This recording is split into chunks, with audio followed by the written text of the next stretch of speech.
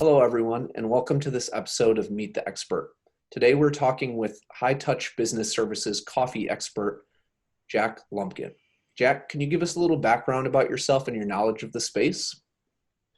Sure. I've been the technician for HiTouch Services for about 11 years now. I think that probably goes ahead and qualifies me for being an expert. I'm not sure. So if I can give some good advice, I'll try my best. Sounds good.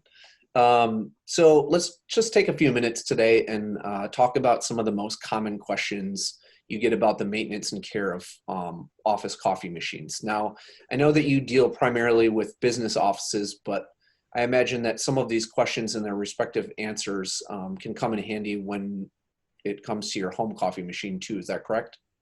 Absolutely. They're really the same unit. Okay, cool. Okay, well, let's hop right into it. So first question, how can I clean my Keurig? Well, one of the easiest ways to clean your Keurig is with your Keurig.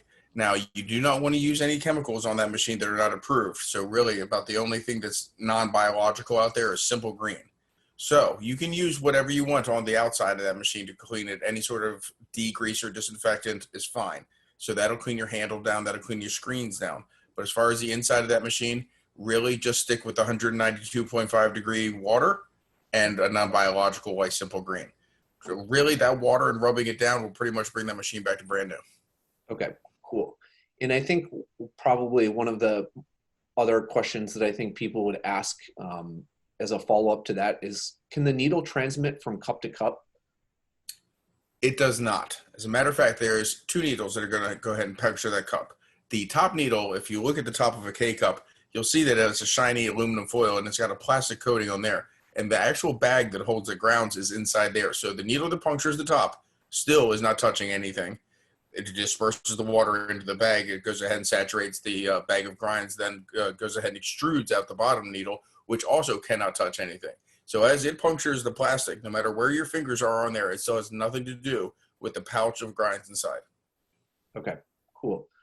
And do you know, does the can the dishwasher sterilize the parts inside the K-cup machine? Absolutely. Now, your parts that are dishwasher safe are pretty much everything except for your drip tray. But as far as sticking them in your dishwasher, if you can, it's 240 degrees. It's perfect. It will sterilize every bit of it. And everything that's shiny, as a rule of thumb on the Keurig, is dishwasher safe. Yeah, great. One other question I was going to ask too, and I think a lot of people are concerned when they go back to the office, right? We have these coffee machines that people are touching frequently, you know, even though people in some places may be wearing masks, others may not. What's the best way to keep those surface areas clean? Because I think, you know, we've kind of touched on how clean we can keep the inside of the Keurig machine, but what do we do about the outside? Like, how do we best prevent the spread of any type of airborne, or excuse me, like any type of bacteria or anything that can get on those? Well, unfortunately, that is the X factor. You cannot control what other people are going to do to that machine. So you're looking at three different areas. You're looking at the handle, you're looking at the touch screen, and you're looking at the drip tray where you might go ahead and lift or lower depending on what kind of cup you're putting under there. Now, every time someone comes and touches that handle, you cannot avoid what they've done. But what you can do is prevent any sort of transmission by just grabbing a napkin. Now, I do know that using the touch screen is a little bit different and might take a little bit more pressure, but going ahead and using your finger through a napkin works just fine. You know that about your cell phones. So it's really the best thing to do just to assume everyone else is probably needs to be avoided and go ahead and just prevent it yourself. Okay. And as far as that K cup is concerned, just pick it up, drop it in there, and do the same thing you would do with any other product that you picked up off the shelf. Go ahead and wash your hands. Okay.